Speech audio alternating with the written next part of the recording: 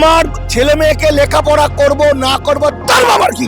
নির্বাচন কমিশন কে অধিকার দিয়েছে নির্বাচন কমিশনকে ওই ইস্যুতে হাত দেওয়া? মুসলমানদের সবার প্রতিনিধি নাকি তুই?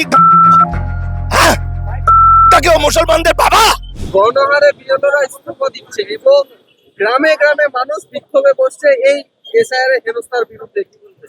এরা তো সবে তো শুরু, আর যত দিন যাবে এই 12ই নাকি 14ই ফেব্রুয়ারি হতে হতে কত মানুষের যে প্রাণ যাবে, কত মিছিল মিটিং হবে, কত জনের বডি পড়বে, খালি হিসাব করবেন। তার কারণ হচ্ছে, এবার ভাবুন, আমরা চোখের সামনে দেখলাম যে বিহারে মাত্র 315 জন অবৈধ অনুপ্রবেশকারীকে ধরতে 83 লক্ষ ভূমিপুত্রকে শেষ করেছে। 83 লাখ। আমরা বাঙালি চুপ করে থাকলাম কেন? বাংলার রাজনৈতিক নেতারা কি করলো? এতদিন তো আমরা চিৎকার করলাম, মানুষ এসআইআর এ ডিক্লারেশন দিয়ে দিল, উৎসব করে এনআরসি ফর্মে ডিক্লারেশন, ওটা এনআরসি। দ্বিতীয় পাতায় বারবার বলছে ওটা এনআরসি, সমস্ত রাজনৈতিক দল এটা করলো। নাম্বার 1। নাম্বার 2 হচ্ছে আমার ছেলে মেয়েকে লেখাপড়া করব না করব তার বাবার কি? নির্বাচন কমিশন। আমি মাধ্যমিক পাস করব কি করব না তোর কি রে? যখনকার কথা বলছে তখন কারো 10টা বাচ্চা, 5টা বাচ্চা, আমি আমার 7 জন, আমরা ভাই বোন। ফলে কে অধিকার দিয়েছে নির্বাচন কমিশনকে ওই ইস্যুতে হাত দেওয়া?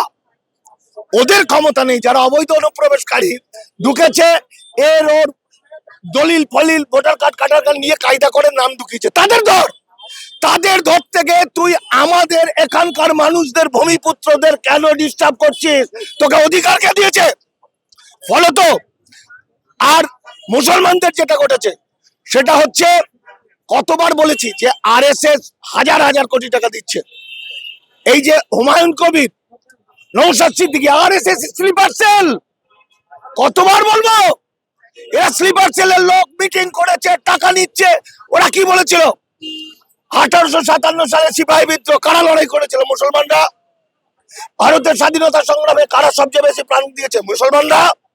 করোনা আতঙ্কে মারা গেছে হিন্দু বাবা, মারা গেছে হিন্দু ছেলেমেয়েরা, শ্মশানে নিয়ে যায় না, কারা নিয়ে গেছে? মুসলমানরা। টাকা উজাড় করে দিয়েছে ভারতকে বাঁচাতে, কারা দিয়েছে? মুসলমানরা। তাহলে যখন আজকে বাঙালির অস্তিত্ব সংকটে, তখন মুসলমানরা ঘুমিয়ে পড়লো কেন? যখন ওয়াকফ আইনে সব নিয়ে দিল, তখন ফিরদৌস শামীম, নওশাদ সিদ্দিকী মিথ্যা করে বললো আমরা জিতে গেছি, মুসলমানরা ঘুমিয়ে পড়লো। আর এই ভয়ঙ্কর দিনে এসআইআর কি বললো? যে এসআইআর আমরা চাই।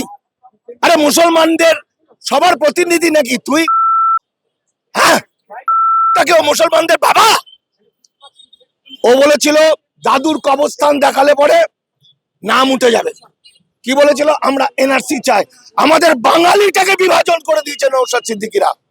ফলে আজকে সে চুপি চুপি এখন ডায়লগ মারাচ্ছে, দিচ্ছে যে মামলা করব। তোর মামলা করলে আর না করলে কি এসে যায় রে? তো এনআরসির মামলা করেছিস বলে ঢাপ দিয়েছিলি। ফলে আরএসএস এর স্লিপার সেল গুলোকে চেনে নিন। এই ভোটে অসংখ্য মুসলমানের নাম বাতিল হবে।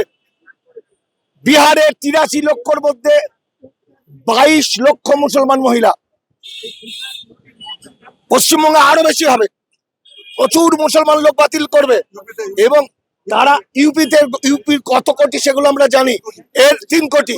এর পরে কি হবে? মামলা মোকদ্দমা করে কিছু মানুষ ফেরত আসবে, বাকি আমার গরিব মানুষরা কি করবে?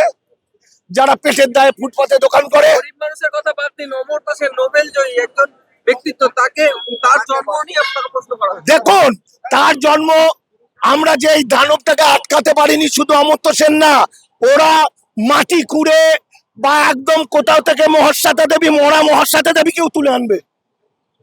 ওরা সবাইকে তুলে আনবে, এটা ওদের কায়দা। সুতরাং আমি অমর্ত্য সেন বুঝবো না, আমি মিঠুন চক্রবর্তী বুঝবো না। আমি বুঝবো আমার শ্রমজীবী মানুষ, আমার খেটে খাওয়া মুসলমান, হিন্দু, সে হিন্দি বলুক, সে উর্দু বলুক, সে ফার্সি বলুক, সে বাংলা বলুক, তারা প্রত্যেকেই বাঙালি। ফলে বাঙালিকে এইভাবে ধ্বংস করা। আর ডিলিমিটেশন হচ্ছে 2027 প্রায় আমাদের 42টা এমপি সিটকে কেটে ওরা 20-22টা করে দেবে। বাংলার কোনো কথা শুনবে না, বার্গেনিং পাওয়ার চলে যাবে। এখনো বলছি, বাঙালি সব এক হও, পাড়ায় পাড়ায় অলিতে গলিতে বিজেপি দেখো, আরএসএস দেখো, তারা করো তারা করো তারা করো, বাংলা থেকে দূর করো, এখনই করো, তা নাহলে বাংলা কিন্তু চিরকালের জন্য ওরা শেষ করে দেবে।